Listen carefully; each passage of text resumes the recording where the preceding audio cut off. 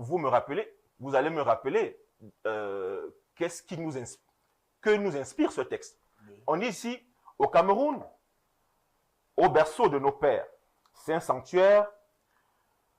Au milieu de nous, ils reposent maintenant. Leurs larmes, leur sang et leurs sueurs ont arrosé ton sol. Sur tes collines et vallées, autrefois, leur culture s'épanouit. Chère patrie, ta valeur, nul ne peut exprimer. Comment pourrions-nous jamais payer ta dette? Ton bien-être, nous le gagnerons par le travail, l'amour et la paix. Nous serons toujours fidèles à ton nom. Terre de promesses, terre de gloire, toi, de la vie et de la joie, notre seul trésor, à toi l'honneur, à toi la dévotion et une profonde tendresse pour toujours.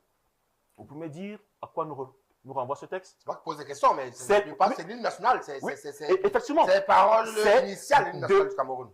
C'est la version initiale. C'est la version traduite de l'anglais. De l'hymne national que nous chantons en anglais. Oui, oui. Ça, c'est sa version en français. Oui. Et nous comprenons. C'est même la version principale, voilà. initiale. Voilà. Version. Bien. Alors, nous constatons ici que la version de notre hymne national, qui est l'un des socles même de notre identité, est à des années-lumière différentes de la version en français. Alors, la question commence à se poser. On parle de cohésion, on parle d'unité nationale, mais de quelle unité nationale si déjà, dans les principes fondamentaux, il y a des les éléments qui devraient créer cette union, il y a déjà des divergences. Bien. La cohésion, c'est quoi? C'est lorsque chaque force venant de toutes parts s'imbrique l'une dans l'autre. C'est ça la cohésion nationale.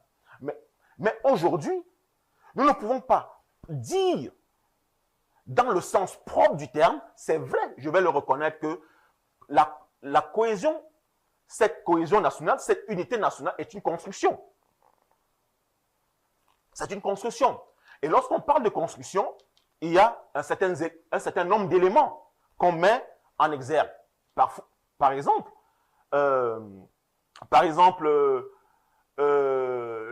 les fondations, la fondation, qui est notre constitution, que j'estime aujourd'hui qu'il y a matière à revoir, avoir un véritable dialogue, un dialogue sincère, sérieux, qui va, à l'issue de ce dialogue, nous doterons d'une nouvelle constitution.